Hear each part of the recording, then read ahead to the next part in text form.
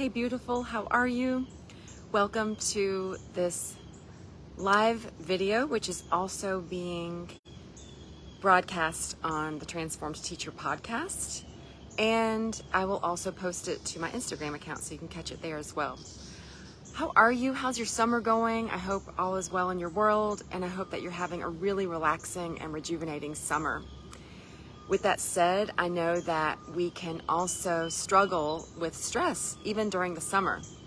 So if you're here, be sure to say hello if you care to. I'd love to know who's with us. Looks like Sherry's with us. How are you, Sherry? I really missed you. How's your summer going? I see your son was enjoying some ice cream the other day. That's awesome. Be sure to say hello if you're here. And if you're catching this on the replay, be sure to let me know that you were here and that you hopefully will get some value from this. And be sure to contribute your insights and wisdom as well, as always.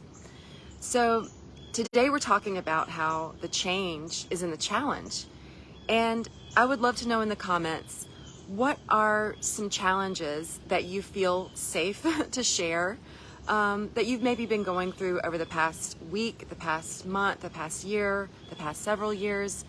And how have you been finding the strength to get through? I'd love to know. A lot of the times when we're in the thick of that moment as teachers, we feel like we literally cannot go on. Like, I don't know about you, but there are so many teachers who have questioned whether or not they've got what it takes to keep going, to go for the long haul, to stick with it. And maybe you've been in that place, but you have transformed from overwhelmed to overjoyed, and you're feeling rejuvenated, especially with the summer months happening. I hope that you're having the most beautiful day. And I want you to have that kind of day every single day. The way that we feel in the summer, so relaxed and like everything is wonderful and everything is peachy. I believe that as teachers, we deserve to feel that way all year long, no matter whether we're in the middle of July or the middle of February. So what we can remember is that those challenges that we're going through, they don't define us. They're just the moments that we're in. And one of the things that I was thinking about as I was preparing for this topic about how the change is in the challenge is sort of the challenges that we don't always show to the world. And I met a lady the other day who, when I looked at her, tell me if you can relate to this. You see somebody who seems like they've got it all together and they just have it all, the package is just nice, you know? Like, she had on like a white Oxford shirt and her hair was perfectly highlighted, and she had on like jeans and boots, and she just carried herself with so much grace and elegance. And she shared with me later that I'm just sharing her story because I don't know if it resonates with anybody, but that she, believe it or not, she had a mistake that she had made in life that had actually landed her. She was a loving mother, a loving nurse, an amazing nurse, a devoted wife. She had had a couple too many glasses of wine. She got behind the wheel of a car and she accidentally hit somebody. And she got out of the car and raced to the person and tried to give CPR and all of this. And I think that they survived. But the point of the matter is, they didn't even think to give her a breathalyzer because she was so with it and she cared so much, but they had to do it. And when they did, they arrested her and she had to go to prison. And when she shared that, it was just like, wow, who would have ever thought that you went through that and that it made you stronger? And when she got out of prison, she was still in nursing, but she made it her life's work to really help other people through, especially people who are struggling with substance abuse or whatever. And so whatever the challenges are that you're facing, whether they're big or they're small, I know for me personally, I've got some family members. I've lost, we've lost people in our family recently, extended family, and in my own family, there are some health issues. And these are, things that are going to be blips on the radar in the long run. But when it's happening in the moment, the anxiety can overtake us. So when you're in that challenging moment, I want to remind you that it is okay to feel the feelings. It's okay to feel angry about what's happening. It's okay to feel sad, scared, whatever is washing over you, just let those waves of emotions come and don't let them take you under. And a lot of the times, the only way for you to kind of get through that challenge is to simply hold on, whether you're giving birth or whether you're undergoing treatment for something that's fatal or lethal, something that is really a life or death matter, or something as simple as there's a lot of traffic right now and it's annoying me, or I have to give PD this summer and I don't really want to, or something like that, or I have to plan this curriculum unit and I don't really want to do this, or I have to go to this conference and I don't really want to.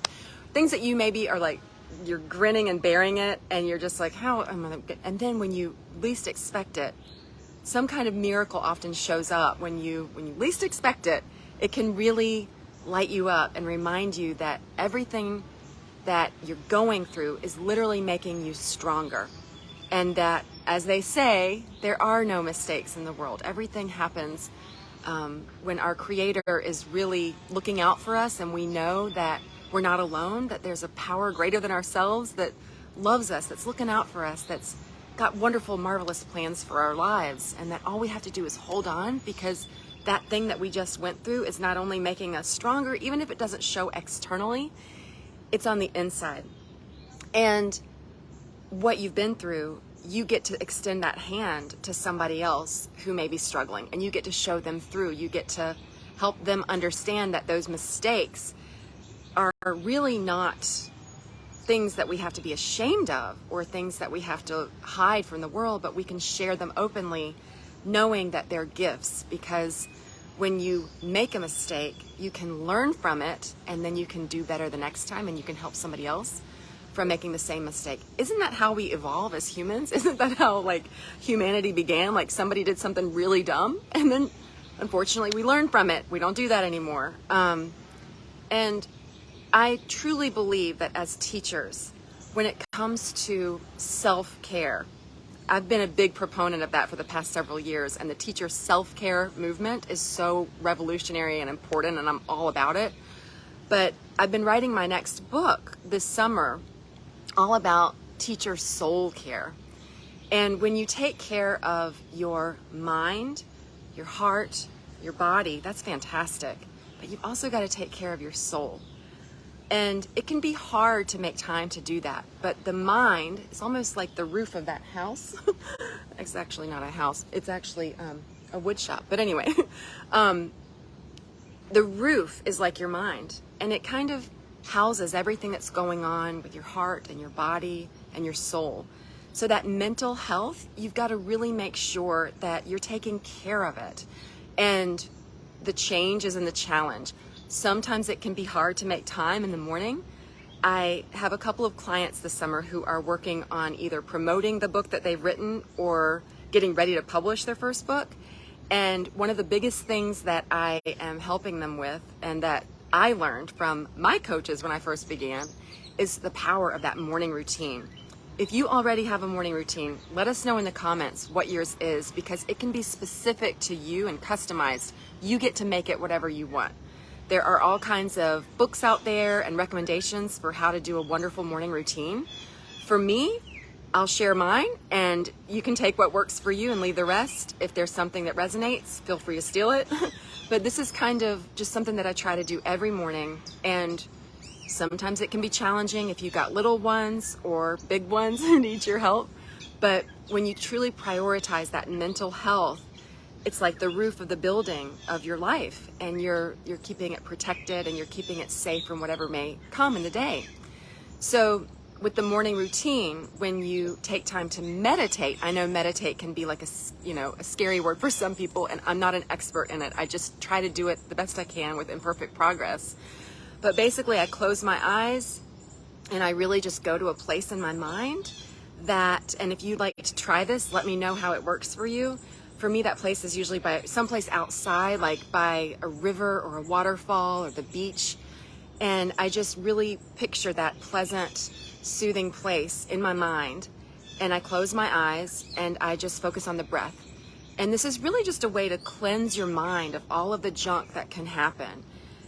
when you first wake up in the morning, it can be so tempting to check your phone, to check social media, check email, check your text messages, check your bank account, whatever. But what you really want to do is check in with your soul. And you can first do that by really paving the way in your mind for a beautiful day. So that meditation is a way to just kind of cleanse out whatever mental junk is still there. Hopefully you got a great night's sleep, and sleep is so healing and rejuvenating, and it's so important. And Arianna Huffington says in her book that it really allows us to refocus on the essence of who we are, and I talk about that in my book, Free to Teach, your teaching essence, the soul of the teacher. It's really who you are more than what you do.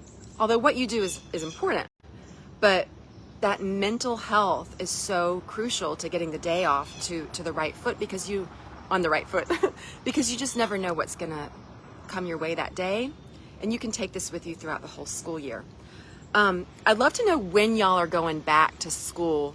In North Carolina, we always go back in my school district the last week of August. That's like, it's every year the same, the last week of August, and that also coincides with my daughter's birthday, who's going to be turning 10 in 6 weeks. So anyway, I'd love to know when y'all are going back, and when you are thinking about the school year to come and you're dreaming and you're imagining, that's another part of the mental health, is really visualizing your day and your life. And when you wake up and you play, I don't know if you all have the Calm app, but I think teachers get a discount for that app, CALM. There's all sorts of mindfulness meditation apps out there, but I love the Calm app because they have all of this beautiful flowy music and choices that you can select from. But I really like to just put on some calming, flowy kind of music and visualize the day, visualize my life, visualize the dreams that I have. And also, I think it just starts with really thinking about the day that you want to have, and really being intentional about it.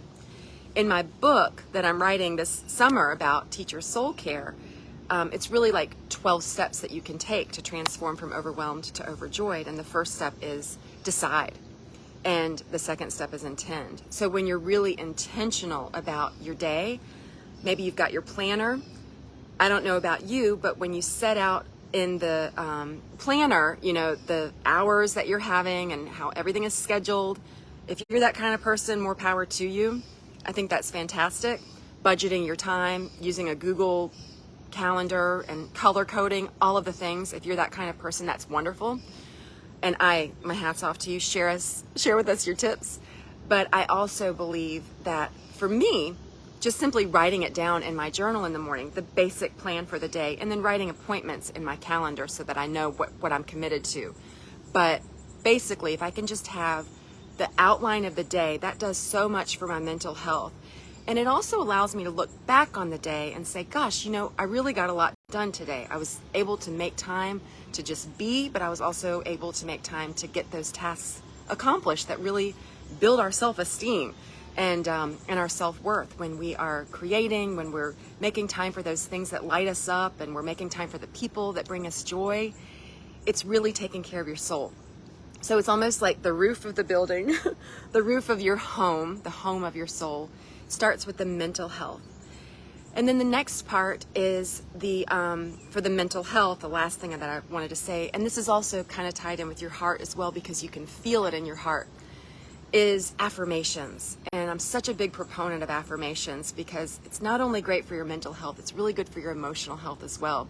So when you speak those words that are affirming of what you are, who you are, what you want to bring into your life, not really what you want, but what you already have, the gratitude for what's already there and who you already are. You don't need to be fixed. You don't need to be, there's nothing wrong with you.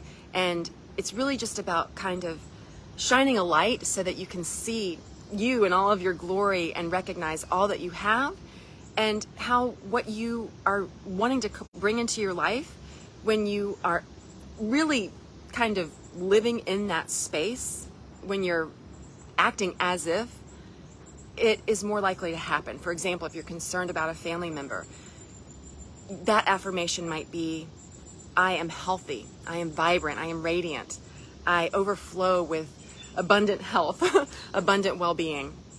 the more that you're really like allowing your mind to believe that so your heart can believe it and you start living that way, it almost is just like the most transformative, magical thing. And it's only about 5 or 10 minutes that you need to do these affirmations. I am like an affirmation junkie.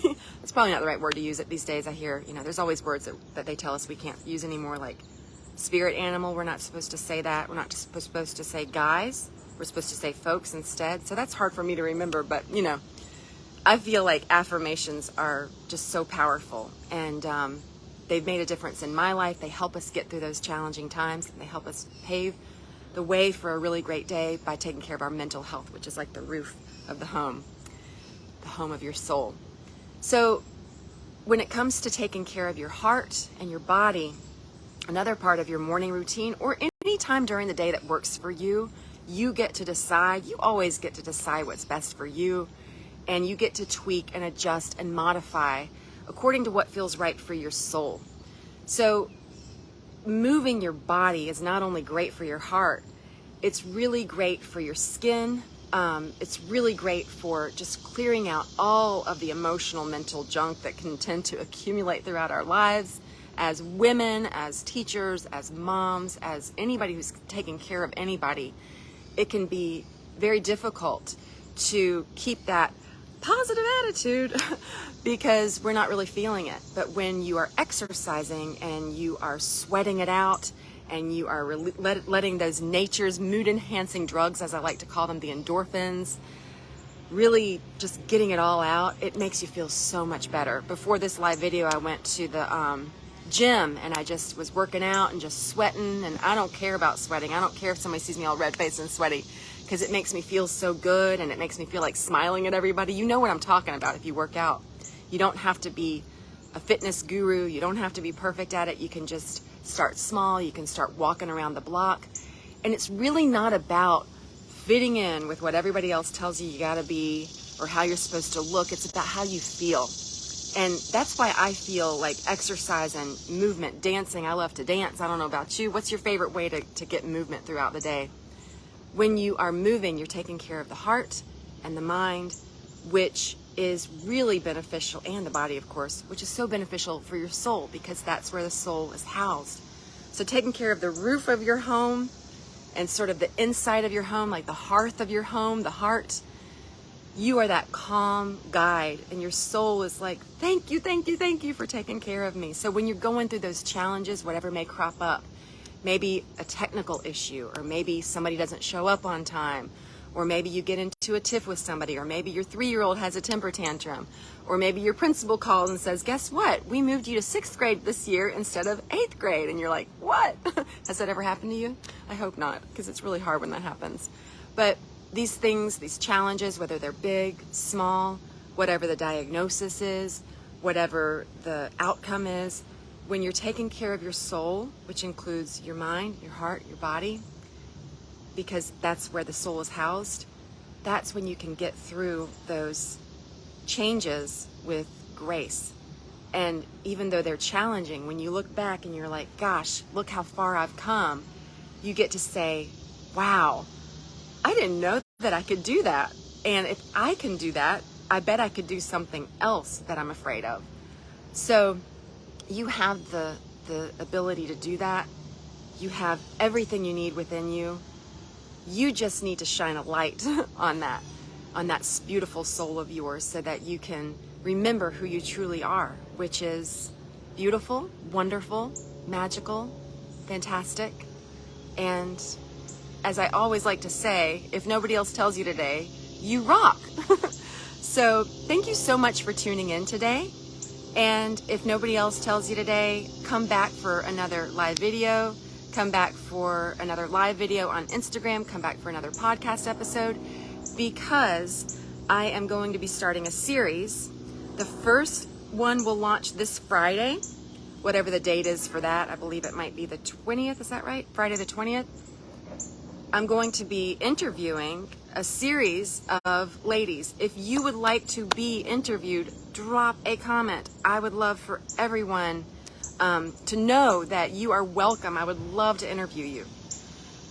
What this is going to be is a series called Keeping Your Light. And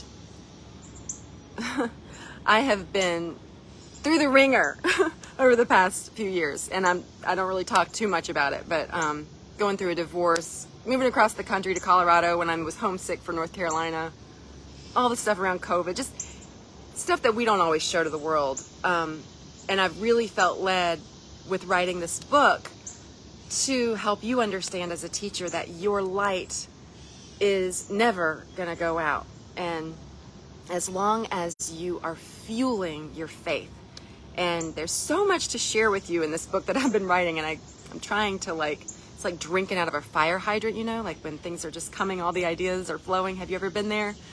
When you can understand that your light is something that you get to protect, you get to guard, you get to fuel, you have ownership over that, you have responsibility for that, you can have accountability with another friend for keeping your light, for lighting each other's candles, or however you are keeping that light. What I've come to understand through writing this book is that your light is so precious, and I believe that the light is like that fire inside of us, the soul. There's a beautiful movie out. It's called Elemental. Have you seen it? My kids were really excited about it. We went to the movie theater last week and we saw it, and it's about this girl named Ember who's like a flame. And so the flame within you, that soul within you, that fire inside of you, that passion for teaching and for life and for all of the different roles that you play, you don't have to let anybody blow it out or pour water on it or dump dirt on it. You get to just shine, knowing that it's who you are. And so for this series, Keeping Your Light, I'm going to be interviewing women who have inspired me along this journey through my Transform Teacher work, whether they are colleagues, comrades, clients, former or current. My sister, I want to have her on there. I want to have my best friend on there. I would like to have my mom on there. I'd like to have some of my former coaches on there. And I would love to have you if you're interested. And it's really just about the different ways as women and teachers, and the teaching profession is comprised of 80% women at last count, who are just really here for each other. It's really about us and we, and how we can really join forces. And when we keep each other's light and light each other up, that's how we can keep going. So I'm really excited to launch this series this coming Friday. That's going to be my first guest. Her name is Latasha Jimerson. She is a former educator, and she currently helps teachers coach teachers through writing their first books or memoirs, and I just can't recommend her highly enough. And she recently helped one of my former clients, who I referred her to, Kyoko Nakano, who has a new book out called Brave and Wise. It's a children's book, and Kyoko also has a children's book called Shy. Be sure to check that out. I also want to plug my client, Christy Farr, who has written a book called Drama Mama, Lessons Learned in the Imaginary Elsewhere. She's amazing, so go check out that book, especially if you teach high school drama, but really for anybody. So there's so many teachers out there who have stories and who have beautiful words of wisdom to share, and I want to encourage you, if you're in that place where, if you're a writer, I know that I'm a writer, and I'm really devoting this summer to writing my book. I'm not really taking on any more clients right now for book coaching, but I am always in awe of the teachers that I have worked with who have these beautiful stories and they get them out in the world. And I love helping be the wind in their sails and just shine a light on how beautiful their writing is and their souls are and all of that. So I hope that today was helpful. The change is in the challenge. If you're watching on the replay, make sure to let us know. Make sure to let us know how you are embracing the challenge, how you are being really decisive and intentional with your time this summer, while also making time to just be, and recognize that you don't always have to measure up to what everybody else is doing or whatever else you see everyone else doing. You are always enough. And as I've said many times before, you do not need fixing. You do not need somebody to come in there and make you somebody that you're not, but you do get to really embody who you truly are, which is radiant, beautiful, magical, wonderful, lovely, all the adjectives that I could think of that are positive to describe you. I'm truly grateful to have you in my community. I'm so glad to be back in this group. And I would like to say that as the upcoming fall is ramping up, if you would like for me to come to your school, whether you teach elementary school, middle school, or high school, my best friend and I have recently partnered, and she is giving workshops with me. Her name is Erin Rainwater, and she is a teacher, a mom, and she's actually a part-time teacher right now, but she's got more than 20 years experience as a classroom teacher, and of course as a mom. She's got 19 years of experience as a mom. But she and I love to speak to schools and districts about anything related to helping you transform from overwhelmed to overjoyed. We've got a variety of different workshops that we offer, and when we come, we make it fun, we make it lively, and we make it something that you won't forget and that will truly change your life, even in the span of an hour. So if that's something that you're interested in, you can visit my website, thetransformedteacher.com. But I really just want you to remember how nobody else can do what you can do quite like you can. You are magic in human form. You are light. You are beautiful. And if nobody else tells you today, you rock. Thanks again for watching. Mwah.